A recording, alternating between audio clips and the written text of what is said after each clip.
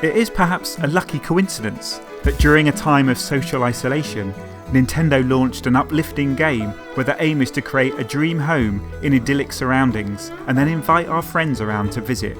And it's kind of wonderful that with Big Gatherings banned, a certain game allowed 12 million of us to virtually get together on a joyously vibrant rainbow-coloured island and lose ourselves in the experience of dancing around to a giant lifelike Travis Scott. What Animal Crossing and Fortnite tell us is that video games are far from antisocial. Every island is a community, every shootout is a hangout, and despite the old cliche about lonely teenagers stuck in their bedrooms for hours a day, games aren't about being alone, they're about being together.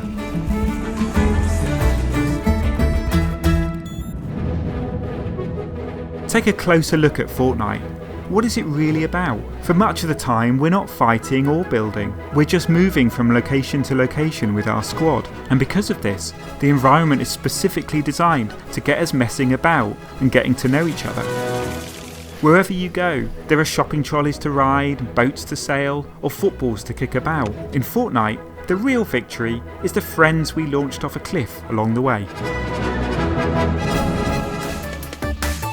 In Minecraft, we can actually shape the world ourselves. We can build our dream castles or mansions or James Bond supervillain lairs together, and you get to share the joy of making stuff. Round 1, fight! In a way, this has always been part of it. Take the iconic Street Fighter 2.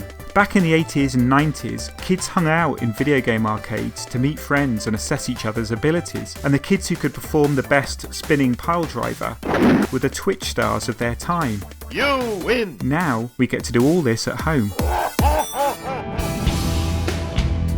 Games like Destiny are completely absorbing in unique and fascinating ways. They provide a distraction and an objective to get-togethers. So when you play Destiny with friends, you're planning raids, discussing loadouts, and arguing over who has the best outfits.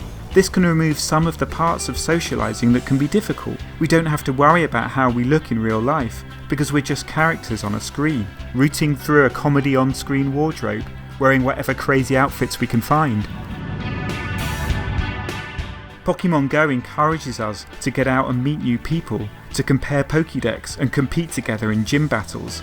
And it feels comfortable because you don't have to think about body language or eye contact. Everyone is looking at their screens.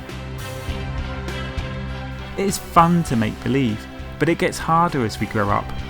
Video games are a place we can still behave like children, in a good way. Well, what are you waiting for? Sea of Thieves is really about pretending to be pirates with our friends. GTA Online is a giant thrilling game of cops and robbers. Dead by Daylight is just hide and seek, but with terrifying psycho killers. We also get to be who we want and try out different identities. In Animal Crossing, our houses become extensions of our personalities. They can be warm and cosy and filled with toys and flowers, or gothic dungeons decorated with skulls and spiderweb rugs. Imagination is the essence of discovery. In Overwatch, we choose characters not just for their abilities, but for how they look and what they represent. And this tells our mates something about us, in the same way as our clothes and our favourite music do. How's it going, Josh? Doing alright. You guys need a big blue titan in your life? Absolutely. In fact, games let us practice all sorts of skills in an environment where we're not too closely judged. Well, the plan is, you and me, we're going to fight through that wall, meet up with Josh on the other side. Sweet, I'll take point. Cooperation, altruism, companionship, planning, even flirting. Fortnite has taught a lot of people how to dance, just as World of Warcraft taught people how to turn friendships into romance and even marriage. And if you're confused about your gender or sexuality, games let us explore those things in a way that feels safe. Video games aren't really games at all. They're places. They're places to hang out, to chat, to pretend. In a world where we're temporarily unable to meet up with our friends, games aren't a waste of time. They're a vital service. They're a lifeline. BBC Radio 1. If you enjoyed this, then please like and subscribe it and click the bell icon to keep up to date. For more great audio and video from the BBC, you can listen on the BBC Sounds app and watch on iPlayer.